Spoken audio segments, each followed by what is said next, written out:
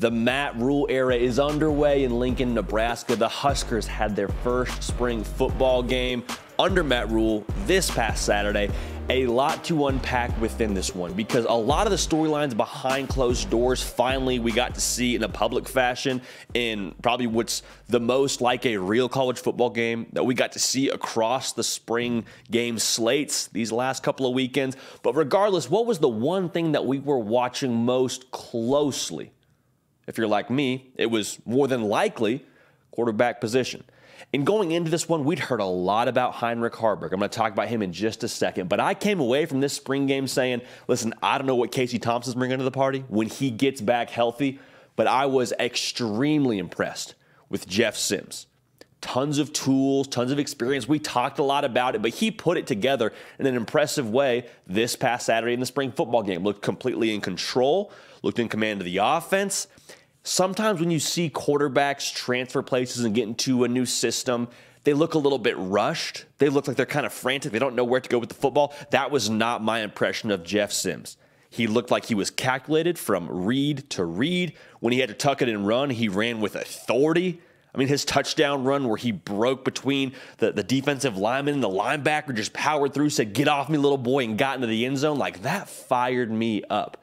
Everything that we had heard about what Jeff Sims could do leading into the spring game, I think we saw him do short of really, I guess, uncorking an elite level deep ball. But spring game, we'll cut him some slack. I was really impressed by Jeff Sims. So now the stage is set to where if Jeff Sims is indeed your quarterback one coming out of that spring game before he gets to the battle with Casey Thompson in the fall, whoever comes out of that battle is going to have won it based on merit. And this is the beautiful thing about bringing in a guy like Jeff Sims. Tons of ability, going to make your room better. And if Jeff Sims wins the job, it's because he beat out Casey Thompson in the fall. If Casey Thompson wins the job, it's because he put together a better resume, siloed better resume, than what we saw Jeff Sims do from the spring game and fall camp combined. And so if Jeff Sims and that performance in the spring game for Nebraska is the floor of what we could see at the quarterback position for Nebraska, if I'm a Cornhusker fan, I feel excited. Because the other thing with Jeff Sims, I saw the offense have what felt like a direction, right? Like I felt like the offense had an identity with Jeff Sims playing quarterback. When they were throwing to do a certain thing, whether it was gain the sticks, whether it was spread the defense out, whether it was to challenge vertically. Like there was a direction and identity with this offense with Jeff Sims. When he ran the football, they were getting downhill. Like that was what I saw from this offense. And I didn't see that a lot last year from Nebraska. So for Cornhusker fans, I go back to this. If Jeff Sims and his performance in the spring game is the projected floor for that position, I'd be very encouraged. Now, like I said, Heinrich Haarberg, we got to talk about. I believe wholeheartedly he will have some sort of packages going into the fall for Nebraska. Really good runner of the football. Marcus Satterfield talked about it being his superpower. Big body, gets downhill. Would love to see him in short yardage or goal line. Like he's going to have a role in this offense. I very much so believe that. But again, I think Jeff Sims setting the floor for the position room at the very least. I'm encouraged by it. Now, Billy Kemp, another guy we got to talk about. Husker fans, though, really quick, do me a favor. Subscribe to the channel. We talk ball here every single day. College football, that is. We talk about your Cornhuskers a lot. So make sure you're subscribed. Make sure you're following me as well on Instagram and on Twitter at JDPakel. Just want to hear from y'all, quite frankly. So, like I was saying, Billy Kemp, another transfer. Jeff Sims transfers from Georgia Tech to Nebraska. Billy Kemp comes to Nebraska by way of Virginia. And Billy Kemp, one, had a great spring game. Like, I think he showed you why there's been so much buzz about him behind closed doors at Nebraska. Two, at the receiver position, he's one of those guys that when you go into the fall, he's going to be one of your best playmakers. You just have to find ways to get him the football. I loved seeing him work the slot. I wouldn't be surprised if we saw him get some speed sweep action. Like, he's a guy that your football team is better when the ball is in his hands. And that was my biggest takeaway from this past spring game. I mean, even drawing up the two-point conversion play. I very much so believe that play was drawn up for Billy Kemp that they converted with Heinrich Haarberg at quarterback, I believe. So excited about him. I think he adds a new level of playmaker ability.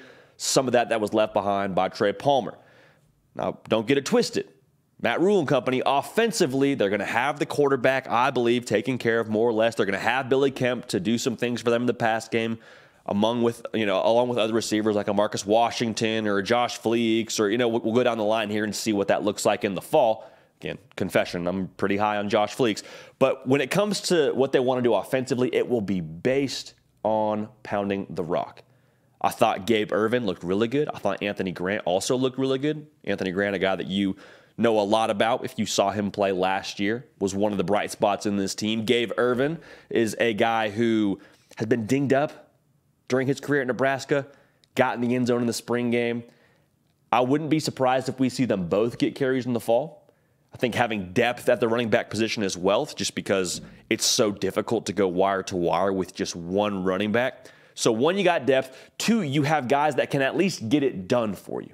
Like that's what I want to talk about. We want to talk about, we want to run the ball, we want to be physical, we want to dictate the clock. Like, you can say all those things, but if you don't have the running backs to do it for you, it's just a nice catchphrase that you put on a wall or put on the T-shirt and you say that's your identity, but it's really not.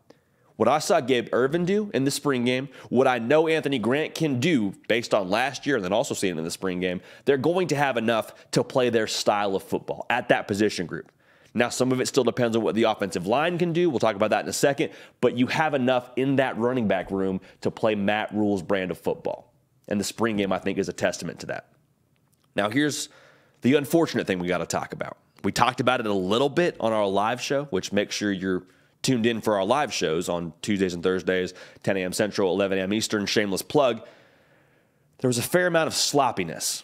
And you didn't see it a lot from the ones. It was existent, but it wasn't super relevant with the ones. But just within this team, especially with the twos, there was too many footballs on the ground. Too many footballs on the ground. The first part I would say about this is that is unacceptable.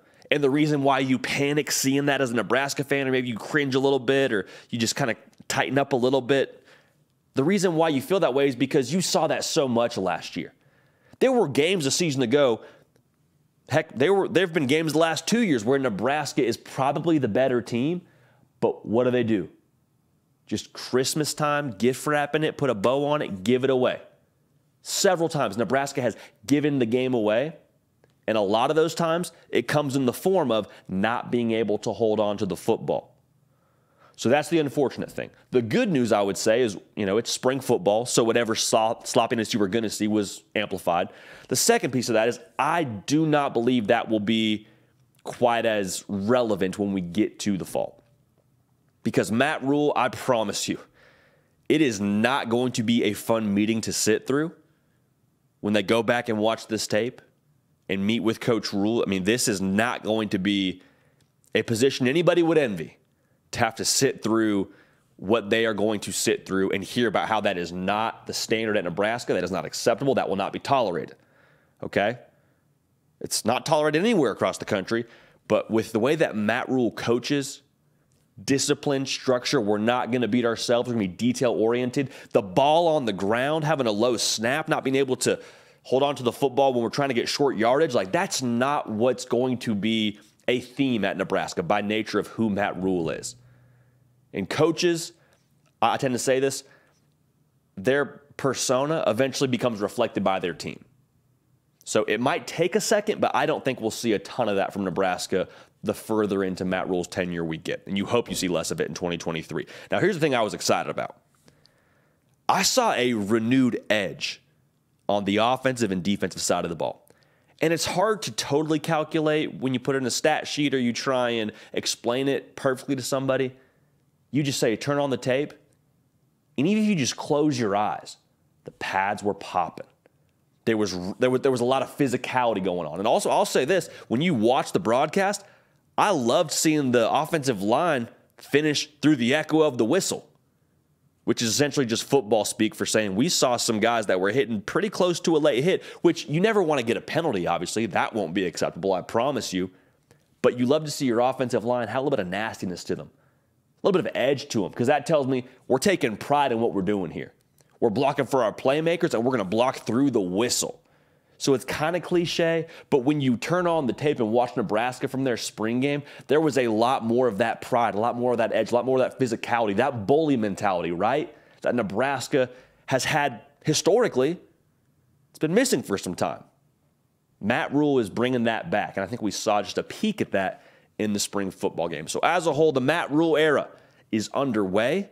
There's a lot to be excited about. This quarterback battle will get substantially more interesting as we get into fall camp. There's a lot to work with on that offense. Sloppiness won't be tolerated, but the offensive and defensive side, I think, have picked up the edge quite a bit in terms of physical nature. Make sure you're subscribed right here. Lock it in. We talk college football here every single day. We want you a part of it. Nebraska faithful. Y'all know what to do. Also, follow me on Instagram. Follow me on Twitter at JDPikel. We're going to keep the party rolling, and we will see y'all next time. Hey, y'all. Thanks so much for watching. Subscribe to the channel here to make sure you don't miss an episode of The Hard Count. Also, be sure to check out other videos on the On3 YouTube channel.